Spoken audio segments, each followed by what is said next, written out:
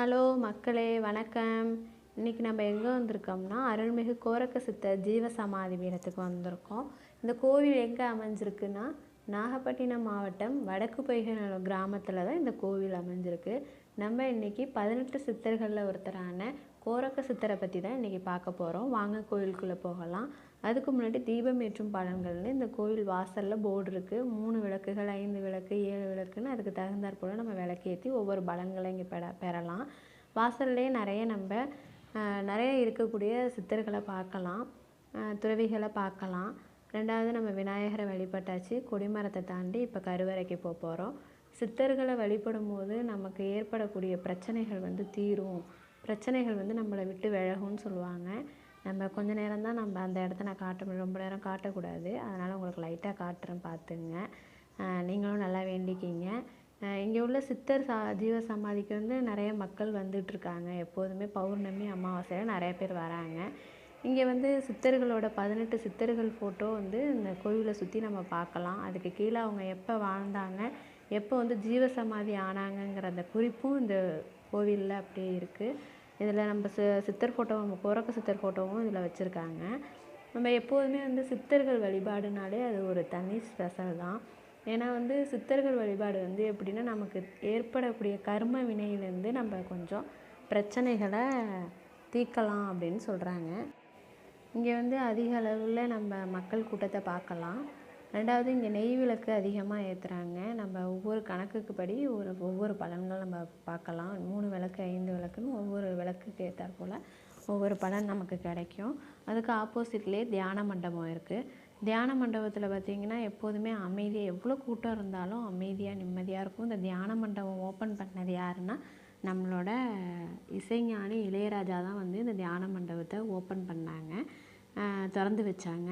இங்கே நிறைய நம்ம சித்தர்களோட ஃபோட்டோவை பார்க்கலாம். இந்த ஃபோட்டோஸ் எல்லாம் இங்கே உள்ள சித்தர்களோட அந்த இருக்கிற ஃபோட்டோ தங்க கம்பியினால் சித்தர்களோட வரைபடத்தை அதில் வரைஞ்சி ஃப்ரேம் பண்ணி வச்சுருக்காங்க. 18 சித்தர்களோட ஃபோட்டோவும் இங்கேயும் இருக்குது.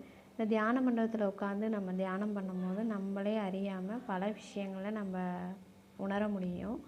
இங்கே தியானம் பண்ணும்போது மன நிம்மதியாகவும் கிடைக்கும். நான் இங்கே இருந்தேன்னா கண்டிப்பாக இந்த இடத்த விட்டு நான் ரொம்ப நேரம் ஆகும் இந்த இடத்த விட்டு வர்றதுக்கு. எனக்கு ரொம்ப இந்த இடம் ரொம்ப பிடிக்கும். ரெண்டாவது இங்கே உள்ள மக்கள் எப்போதுமே இங்கே வரவங்களும் இங்கே தியானம் பண்ணிட்டு தான் போவாங்க. இங்கே எல்லாருமே சாப்பிட்டுட்டு தான் போகணும் அப்படின்னு இங்கே உள்ள ஐயாக்களே சாப்பிட்டீங்களான்னு ஒவ்வொருத்தவங்களாம் எல்லாருமே கேட்பாங்க. இங்கே 3 வேளையும் நமக்கு அன்னதானம் நடக்குது.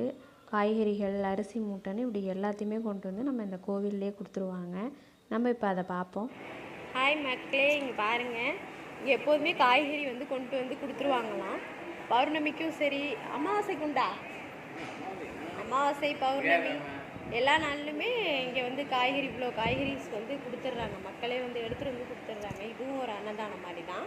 இங்கே 3 வேளையுமே இங்கே சாப்பாடு நடக்குது. இங்கே 3 வேளையுமே எல்லாமே யார் வந்தாலும் சாப்பிடாம போகக்கூடாதான். அந்த அளவுக்கு இந்த 3 வேளையுமே இங்கே சாப்பிட்டுட்டு போகிற அளவுக்கு இந்த இடத்துல நல்லா இருக்குது. பாருங்கள், இங்கே எவ்வளோ காய்கறி போட்டிருக்காங்க பாருங்கள். காய்கறி கடையாட்டம் இங்கே காய்கறி வச்சுருக்காங்க. தினமுமே இங்கே சாப்பாடு தான். அரிசி மூட்டைகளும் அந்த அளவுக்கு நிறையாவே அரிசி மூட்டைகளும் வச்சுருக்காங்க. இப்போ இங்கே எத்தனை பேர் வந்தாலும் சாப்பாடு உண்டு, எப்போதுமே சாப்பாடு உண்டுன்னு சொல்கிறாங்க.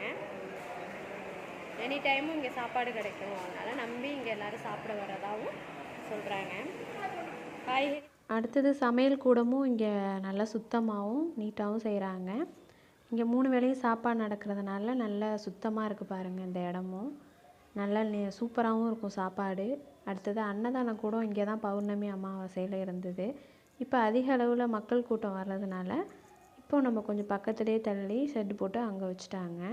இங்கே நிறைய மக்கள் பௌர்ணமி அமாவாசையில் 500 1000 மக்கள் சாப்பிட்டுட்டு போகிறாங்க 3 வேளையும். எப்போதுமே நமக்கு இங்கே சாப்பாடு உண்டு. அந்த 3 நாள் மட்டும் கிடையாது, எப்போதுமே சாப்பாடு உண்டு. சித்தர்கள் வழிபாட்டில் பொதுவாக அன்னதானம் தான் பெரிய பெரிய விஷயமா இருக்கும். அது மாதிரி தான் இங்கேயும் அன்னதானங்கள் நிறைந்த சித்தர் கோவில் தான் நம்ம இன்றைக்கி பார்த்துட்ருக்கோம்.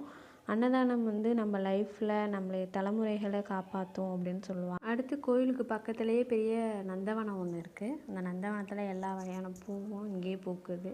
அரளிப்பூ, மஞ்சப்பூன்னு, செம்பருத்திப்பூ, சங்குப்பூ அப்படின்னு தெய்வங்களுக்கு ஏற்ற பூக்கள் நிறைய இங்கே பூத்துட்ருக்கு. இந்த ஃப்ரெண்ட்ஸ் இங்கே பாருங்கள், நல்லா அமைதியாக காற்று நல்லா அடிக்கும், அமைதியாகவும் இருக்கும்.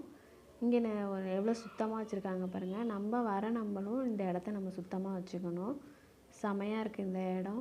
எப்போதுமே நான் வந்தேன்னா இந்த இடத்துல வந்து கொஞ்சம் நேரம் உட்காந்துட்டு தான் நான் வருவேன். எனக்கு ரொம்ப இந்த இடம் ரொம்ப பிடிக்கும். இதை உங்களோட ஷேர் பண்ணிக்கணுன்னு தான் நான் இதையும் உங்கள்கிட்ட காட்டுறேன். நீங்களும் வந்தீங்கன்னா இங்கே உள்ள கோரக்க சித்தரோட அருளையும் ஆசையையும் பெறுங்க. கண்டிப்பாக உங்களுக்கு இந்த வீடியோ பிடிச்சிருக்கும். நாங்கள் கொஞ்சம் இந்த ஐயாட்ட தான் எல்லாத்தையுமே கேட்டு தெரிஞ்சுக்கிட்டோம். இந்த ஐயாலாம் இங்கே ரொம்ப நாள் இருக்கிறவங்க. இந்த வீடியோ உங்களுக்கு பிடிச்சிருந்துச்சுன்னா லைக் பண்ணுங்கள், ஷேர் பண்ணுங்கள், கமெண்ட் பண்ணுங்கள்.